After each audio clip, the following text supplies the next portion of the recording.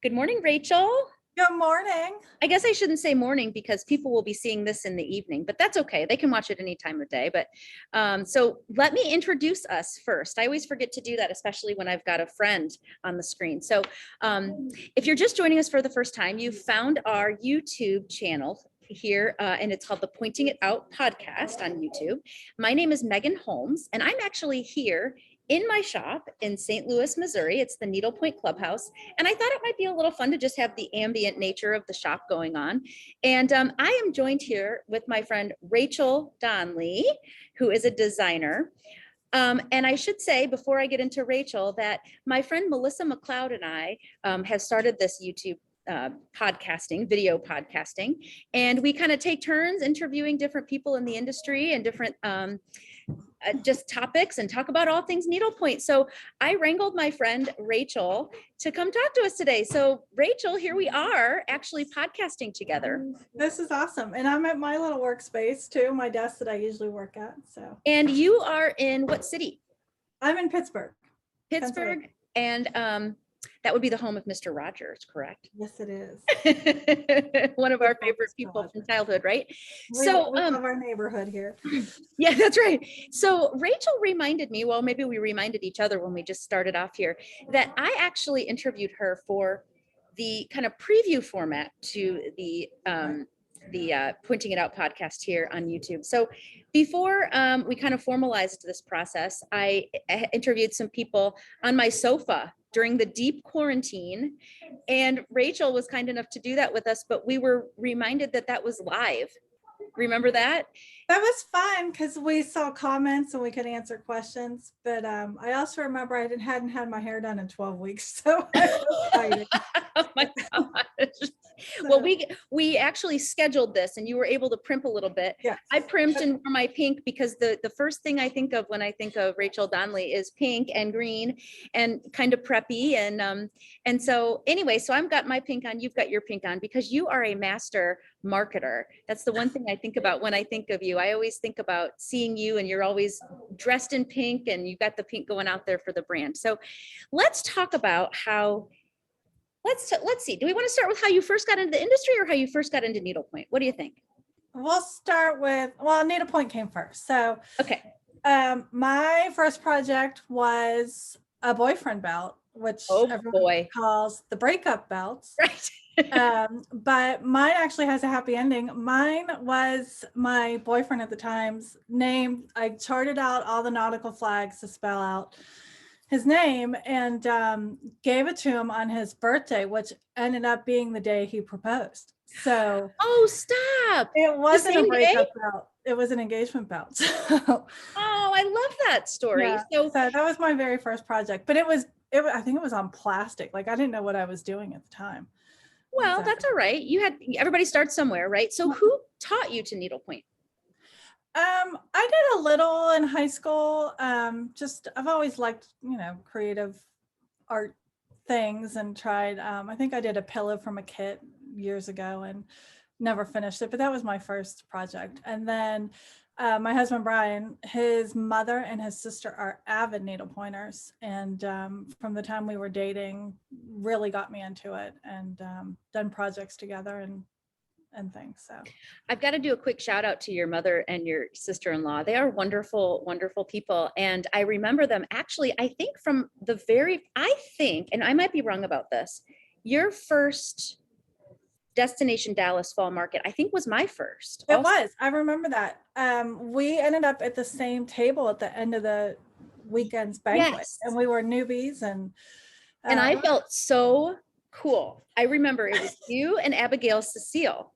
Yes. And myself and the two women that I had just literally the ink wasn't dried on the paperwork when I signed the contract to buy the shop. I think I signed the paperwork on Wednesday and left on Friday. Oh my God, I didn't know that. Yes. That's awesome. It was nuts. Yes. And so I do remember though, Judy and Aaron being with you at that time, and they've just been great sort of members of the Rachel Donley business structure, I would say. Oh my gosh, we have so much fun. They're wonderful support system, wonderful inspiration. I get so many of my ideas from them. And then you've got models stitched also. Because oh my God, and they're the fastest stitchers. I am the slowest stitcher on the face of the earth. And so yeah, they do a good majority of those. So things talk to about see. this. So at the first market, what were some, so I'm going to try to recall, but you're going to have to help me. So some of those original designs, were they the monogram rounds? Was that some of the originals? That Or some of wasn't, the- no, that wasn't that early. There's a funny story to that too. But no, my very first design was the lime wedge clutch, which I would show Yes. you, but it's at a trunk show this month. But I've been stitching, and we have 3 wonderful needlepoint shops here in Pittsburgh. And I had been shopping, but I had wanted to do some kind of clutch for like cocktail parties or, just evenings out. And everything was very abstract. And I really wanted, I don't know, something whimsical. So I came up with that lime wedge, and one of my shops helped me kit it and help finish it. And they had some customers interested, and it kind of snowballed from there. And I should give them a shout. Beehive Needle Arts. They were so supportive of those early designs, and they had me Yeah. do a few other things. And then they helped me go, wholesale and everything. So some of the early designs at that first market were the clutches, the different fruit clutches, and bracelets. I did a lot of cups, Right. so pearls and charm bracelets, and So rope. the cup, it was like the nautical. cup. Yes. Remember that? Yes, I do remember that. One of them. Well, Yeah. the other thing I remember, so then was the Valentine larger scale? You wanted that to be a clutch too. Yes, and that never quite took off because it was a whole lot of background stitching. So it was a love letter that Yeah. actually folded up 3-dimensional, which I love designing. I love the math of figuring out like all the 3-dimensional things, like the wedge ratio and Right. that, and but the love letter had tons and tons of blank background stitching. So I've actually reformatted to just a one-sided clutch, and it's done better. So I remember seeing that at Mark. So was that one of your originals? Was the That love? was one of the early ones. That's number 15. So everything Okay. I have has an item number. One was the lime wedge, and so I can kind of tell how early something was by the item number. That's fun. So I want to talk about that a little bit more, but how many items are there now? I just painted 389 yesterday. Wow. That's Yeah, it's amazing, exciting. Rachel. I know, it's fun. So what I remember vividly is I'm new in the industry. I remember meeting you at market and just thinking you were a rock star. And there was a couple of other women that I just thought were so cool and just so welcoming and so sweet and kind. And I recall saying to you, I don't remember if it was at market, but I remember sitting in my old office in our old shop in the back room. And I must have said to you either in passing or in an email or a text or something, wouldn't it be cute to do a little Valentine letter? And I opened up the mail and you sent me one. I don't know if you remember that. And I was like, I do. Stop it. I gave her this little kind of just mind rambling, and you sent me one. And I just thought that was so sweet. Well, So it was your idea. If someone inspires me to do something, then, I want them to enjoy it. you're too. so kind to do that. So you start doing, because after that, did you start doing the little ones, or was the big, because the other thing that you are like totally known for is that big letter to Santa. Yes, that's my number one seller. That's the biggie. Brilliant. And, that started what my mother-in-law Judy wanted something for Christmas cards. She wanted a box. So I came up with the letter to Santa, and hers was the prototype and had tons of white background. So I think I'm on like the third reformatting Iteration. Yeah, so it's good now. But then people wanted it on 13 count. And then one of the markets, it was one of the TNNA shows, which, how it is at market. It's so much fun, but you're so busy all day and you're drained by the end. And I had 3 or 4 shops towards the end say, you should really shrink that down into like an ornament size. And I was so tired and so cranky. I'm like, no, I will never fit all those stripes and all that wording on a little letter. And then, a week or 2 later, I started thinking about it and I played with it and came up with the mini letters, which have now, I have every holiday, I have the love letters, I have the greetings letters, which you were also instrumental in the greeting letters. But it's funny, that at the beginning, I was just like, no about it. It's not going to work. And here it's one of the best things I've Well, we did the club, remember, a couple of years ago. Yes. We did and we wanted to do a seasonal club, and we said, oh, let's talk to, or maybe you had that idea and you said, hey, I need a shop, or I can't remember, but it's all conversation. Like you say at Market, we're all just kind of like firing No, things.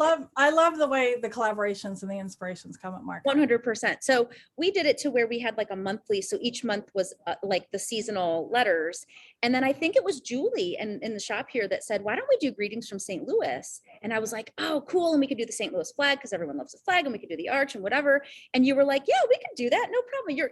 Maybe you in your brain, you're like, that's not going to work. But up front, you're like, yeah, okay, we can make that happen. No, and that kicked off the greetings postcards. I mean, I have tons now. No, I loved that idea. That's so fun. And then I love how you've not only done the cities, which are great for regions and states and cities, but I also love my most favorite that I think is so clever. It was the greetings from summer camp with the little fire, and then they can put what camp they go to. And I just think that's so darling. And my boys were both Eagle Scouts. So that was inspired by many trips to summer camp. And I like the fact that you can personalize it and put the name of your kids' camp or trail or wherever you like to hike on it. I love when people can make the things their own and add their own touches to it. So what I think is great about your line is you take a theme and then you just sort of run with it. And that's probably also nice for you because you've already got the format and you just have to kind of monkey with it a little bit to get it all to work. But so talk about, because the other idea that I think you've just taken and run with is the monogram rounds. So talk to me about how that got started. Oh, so that I think I'm up to 60 of those now. And that's another place where I love suggestions. I had a suggestion this week from a stitcher. She asked if I had a Moscow mule or an old fashioned. And I thought, well, no, but why shouldn't I? So I think that was number 388 and 389 this week. But that started, a shop wanted me to come teach a class. And I said, no, I'm the slowest stitcher. I love basket weave. I said, I still take classes on stitching. I'm not qualified. And we were back and forth. And I said, well, maybe I could do something about painting. And a lot of my designs, I do leave space intentionally for monograms or a name or a place. So we talked about that. And they said, well, can you come up with a little prototype that, 2 or 3 different choices that we could talk about? And I said, sure. So then I came up with the standard monogram that fits it. And I think 3 or 4 designs at the time for this class. And I didn't even want to call it a class. I'm like, I'm not a teacher. I said, it's Monogram Party. Like, let's have fun with it. I don't want anyone to be intimidated. And we had a blast and it took off from there. And then I started doing monogram parties around at other shops. And then every shop I went to and every post that I did, somebody said, can you do a flamingo? Can you do a champagne glass? Which we need to talk about your champagne glass. And it just snowballed, and it's so fun for me. And like you said, I already know, it's 3.5 inches. I start in the center, everything fits. It fits a lot of the self-finishing things. So, yes. And if it doesn't fit, we can make it fit because it's just, the border, and we can shrink pull it out a little bit too. What were the first couples of those? Do you remember, like, what was the first monogram? Was it? I think I know, we were kicking off spring and they wanted to do something with the straw bag. Actually, the straw bags. We did a lot of summer ones, but the little tote bag was one of them. But the anchor and maybe a seashell, and then it was in Ohio. We did a buckeye. So right. Oh, that's perfect. That was the first couple that we did. So I remember when we talked, speaking of your designs, and I'm going to kind of digress a little bit because that's just what I do best. I remember when you and I talked early in our live podcast, or what, it wasn't a podcast, an Instagram live, we'll call it. I asked you, my kind of series of questions for the first 5 for 4 people that I talked to was favorite design, best design, worst design, best seller, like all of that. And do you remember you said to me, I said, what's your worst seller? Like, what's the dog in the line? Like, what's that? I love that question because that was so unexpected. And so what, and do you remember what you answered? And do you remember how it went? Yeah, I'm seeing if I can pull one out here. It's the lime and the coconut, which reminded me of my grandmother. She would travel, they would go to the different islands every every winter, and she was just a real sunny summer girl, and she loved that song, Put the Lime in the Coconut. Yeah. So I designed, let me see if I can grab it real quick. Sure. Yeah. So I designed it for a purse, which I would still love to stitch. And So you wanted it on both sides was the idea. It would be a two-sided. Yes. Yeah. And then, but I've seen it cute as 2 pillows or a 2-sided pillow too. So Right. yeah, and it bombed, which I love it because like I think of her and it's my cup of tea, and I love that song, and I love it. So it stunned me that I think I had the original like 10 or 20 copies for years. And so I said to you, what's your worst seller? And you told me that story. And then afterwards you said, Megan, people start buying it. I know. I was so happy. And I said, maybe they just kind of felt sorry for you, Rachel. I don't know, but I did see it finished. Somebody finished it on a round straw clutch, one of these little canteen clutches. Oh, right. Yeah. Oh, and it would fit on either side. And it fit on both sides. And it was so darling. And then once that hit the internet, like that was amazing. I just remember getting such a kick out of that whole conversation, and then the follow-up to that. That was so I did too. I love that question. I think it's funny. Yeah. And so talk to me about like your most recent designs, like some of the ones. What's something kind of new that's been percolating? So the gingerbread house was kind of a little later, mid. That's a very cool design. That's really fun project. That was fun for me because that's another 3D one. So it's a Yes. 3-dimensional gingerbread house advent calendar. And there's 25 numbers on it. When it starts off on day 1, the roof opens as a lid. Your 25 pieces of gingerbread cookies and candies or gumdrops, they're all inside. And by day 25, your gingerbread house is decorated, which my house at Christmas, my kitchen is just covered in gingerbread. So I do a lot of gingerbread. That's one of my go-tos. But I adore it. And I have to tell you, Berkeley that works with you. She's here today, actually. Yeah. Oh, is she? Hi, Berkeley. It is one of the most favorite things I've done. Was she asked me, she is the cutest little golden doodle. Yes. And she asked, instead of one of the little spearmint leaf bushes, if I could do a dog. So I substituted a little gingerbread dog of Yes. her. And it just made me so happy that was just so personal and that she appreciated that, and it was just so fun for me. That's another thing, and I don't want to get you overwhelmed here and suggest that everybody should do this, but you're very, very kind to do some little doodaddy kind of things like that for people. Or like the other day I said, oh my gosh, we have this letter and I don't know how I'm going to get all these words across the bottom, because we just Right. back of the house lettering. And I said, Rachel, come to the rescue. And you said, I think we can figure this out. And you were able to kind of give me a chart so we could figure it out. So I think that's something that I love about you and just about needlepoint in general is I'm pretty nostalgic, and I love having like special little things in your projects that make it yours. I totally agree. And like I said, I do leave space for a lot of names and things. And we were talking about the Santa letter. And that's probably one of my favorite things that I've designed, because when I see, and a lot of times people ask me to paint it before I even ship it, or I can send a chart and they can ship it. But to have the Donley family or, whoever's family in the upper left corner, and to know that's become part of their Christmas traditions. Yes. For their Christmas cards and a family heirloom, like that means the world to me. Yeah, it's special. It is, for sure. And I think that's what's neat about needlepoint. Just having that little part, in a holiday tradition, is just so For fun. sure. So what is coming up for you? I know one thing that's coming up. Rachel has graciously and kindly offered, well, after I said, hey, you want to do this? She's going to come and be a guest at the Pointing It Out podcast retreat that we're having in November here in St. Louis. So Rachel and her mother-in-law and sister-in-law will be coming. And we're hoping to kind of do some lives. I don't know if people recall the time we had Rachel came to visit St. Louis. I think I've still traumatized her.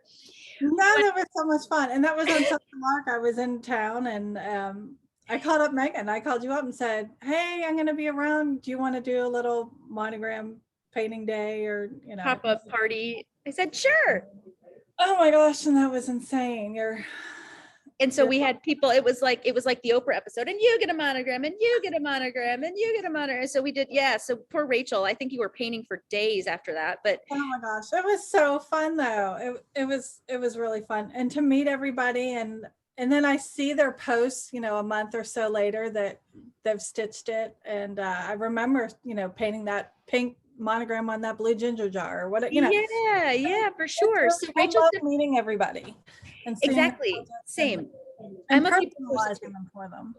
I'm sorry, I talked over you. What did you say? Oh, I did the same. I just said I love meeting everybody and seeing how that we personalize and make, I might have 10 ginger jars that day, but no two ever looked alike because it was somebody else's initials and somebody else's color, and somebody bought sparkly thread. And it's just really fun to see that in person and how the things. For sure. So we're going to have you here in November, and we're kind of in the process of getting that all put together. But I think that maybe we'll do maybe a little painting demo, or we're going to do some kind of fun things, whatever we can come up with. But that's super fun. But so besides that, because that's what's on my mind, what else do you have kind of coming up for yourself? And like, do you have any new designs? Do you have any, I believe you said some collaborations. So can you kind of share with us what's happening? I do. With the greetings letters, it's my goal to get through all 50 states. So I'm more than halfway there. So that's always like a never ending on my list, and things get bumped up to the top based on who's requesting, or, when something's requested. I'm expanding the gingerbreads. I love seeing a lot of families like to stitch one gingerbread boy or girl for each person in the family. Oh, cute. I've got a lot of family events this year, so I decided, well, we need a boy and a girl graduate gingerbread, and a bride and groom gingerbread, and babies, which I don't have any babies coming this year, but and are they the big ones or the little ones? Yeah. And I just thought it'd be fun because a lot of people and that's another place where you can add a year, like the graduation, change the tassel to orange and put 2022, Perfect. On your little gingerbread. So I just kind of expanding that line, and the collaborations. I've got a couple of really fun collaborations that we're going to launch at the fall market. One with Ann Fisher, and one with Two Sisters, and another one with, actually I've been working with, I did some designs for Rachel Berry's passport covers. Yes, those are fabulous. I have one here. And the Planet Earth ones too. So I'm doing some passport inserts, and evergreen needlepoint. It's got the cutest cozies. So we've worked together, and I'm doing some inserts, some tailgating themed inserts for her. Oh, love that. So this summer has really been a lot about collaborating, and it's just so fun. I love bouncing ideas off of each other and working together and coming up with new things that way. For sure. So if you were not a needlepoint designer, what would you be doing? I didn't even ask I don't even know if I know you went to, I'm trying to think of where you graduated. Oh, Purdue. Clemson. You're Purdue. That's right. Yeah. So my husband met at Purdue. What was your sort of original plan in life before the needlepoint came around? Well, I started there in interior design and architecture, which is where I love the math design behind a lot of, we were talking about the 3D things, but even just the grid of needlepoint and how it forces you into, painting that way is more mathematical than just freehand painting, which I love. But I ended up changing majors to public relations, and I worked, I did special events for years for our department stores here in Pittsburgh, which were Kaufmann's, which were sisters. Some of you may know of Hex and Filene's and Marshall Field, some of our sister stores. But it was the best job in the world. I loved it. I got to invite Santa every year to come, and we did fashion shows, and we did autograph signing, just in contests. It was always something new and something fun. But I think I really learned a lot, promoting and packaging and that from that, which lent itself well to this. For sure. You do a great job with that. I always say that all of the things, so a lot of people, I was in event planning for a while. I worked in hospitality. And I was a fundraiser. I think all of the experiences you have leading up to where you are in your life, like kind of help you like snowball into like, it's kind of weird when you think about like something you're doing like in your everyday life, like, oh, well, I learned that back when I can't walk across the room without picking something up off the floor. Like if it's a thread or it's a whatever, because that's in hospitality. You don't walk across the parlor of a hotel and leave a piece of trash sitting on the floor. So it's just kind of funny the things that you like find yourself doing that all kind of led up to where you are. And I think that's how my mind's the same way, like with the marketing part of things and the theme, like you were saying, how I go with something and I roll with it. Well, I see something and everything has to fit together and create this whole theme and package. I don't know if people remember this or not, but I think this was kind of probably 3 or 4 years ago when you had ginger. Yes. So you were rolling out the gingerbread people, I think. Yes. Yes. And so she had ginger that she brought everywhere, all market. And she was like shopping and she was like hanging out with people. She was stitching. She went to visit the other gingerbread and Associated Talents and Raymond Crawford's booths, and she made friends, and that was fun. I think that's another reason why I've been drawn to you from the beginning, is because you just like to have fun. And I'm the same. I mean, why take life too seriously? This is supposed to be fun. This is an adventure. It's a business for us all, but it's also just a fun adventure. So the collaboration, so you can't share you don't have any new designs that you can share with us yet. I just shipped them off to the painting service yesterday. I don't even have the originals. But I can say with Anne Fisher and with Dawn Lynch and two sisters, we've kind of picked some of our favorite things the other person does and worked together and flipped. So they're doing something associated with things I have, and I did fun things that I love about their two lines. So you'll see interpretations, so you're sort of sharing each other's artwork. Yes, or reinterpreting it and into things that we have. So it's been really fun. Actually the three of us bounce ideas off of each other all the time, and I love the inspiration I get from that. So are you stitching anything that is not part of your own line? Yes, always.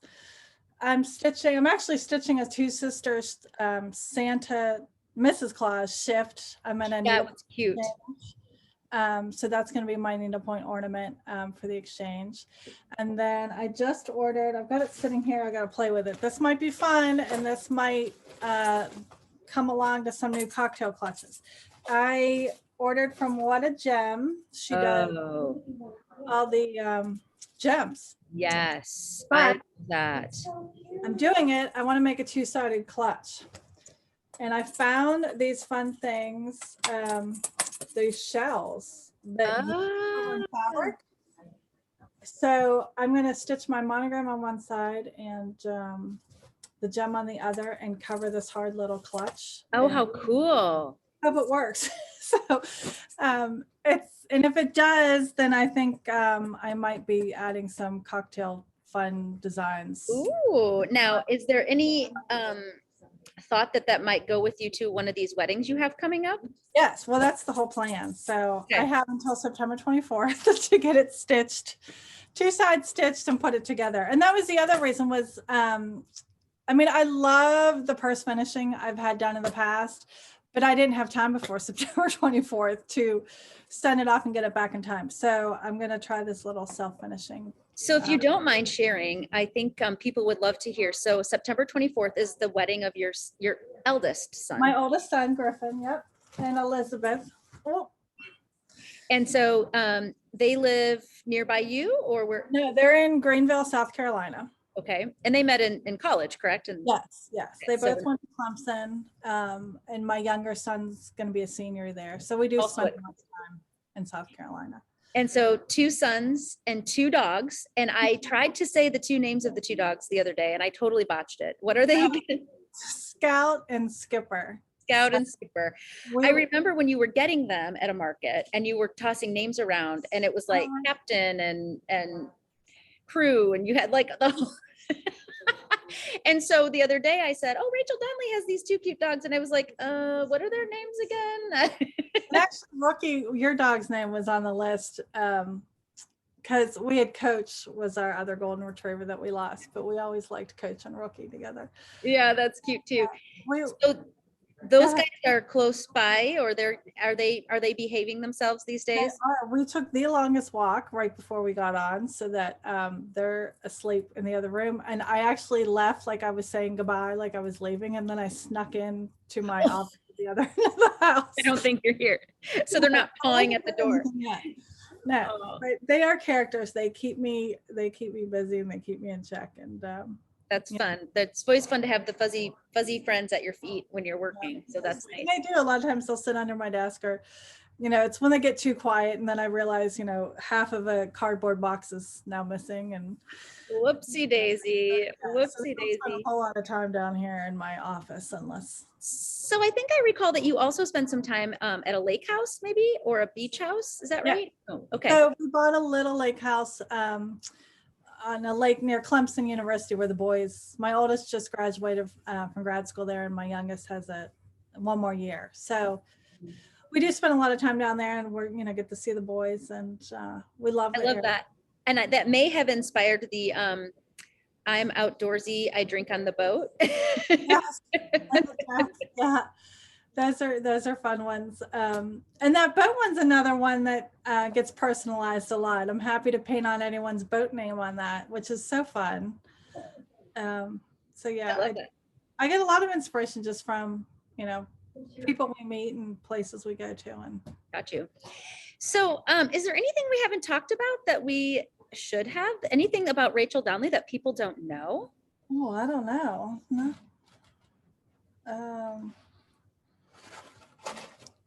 No, anything you want to share? If you're not painting or stitching, is there any other, are you a gardener, or do you like to, is there any other hobbies? I would like to say yes. And actually my garden, the I'm outdoorsy, I drink in the garden, is actually a picture of my garden in days past. But if you would see it today, it is completely overgrown. I completely neglected it this year and last year. But I have a little pink table and chairs in the middle of it, and it's a white. Of course you do. Of course you do. It was so charming for such a while, and I got busy, and it's no longer. But one of these days I'll get back to it.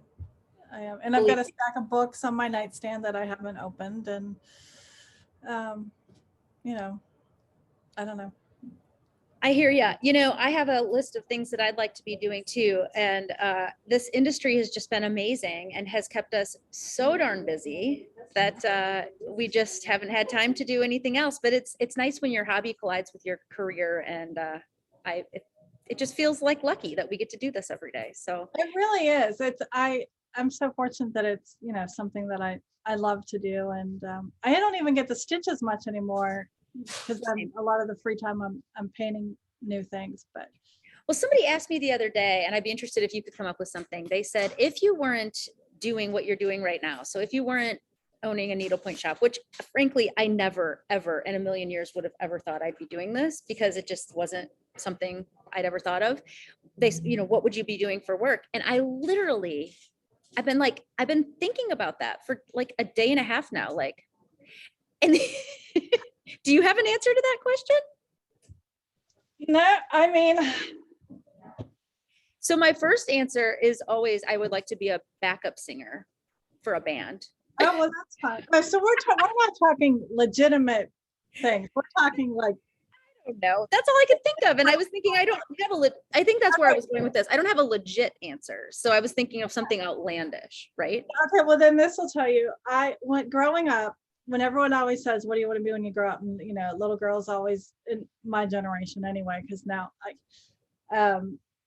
they would say, I want to be a teacher, I want to be a ballerina. Well, I wanted to be a first lady. Oh. I never thought it was an option to be president.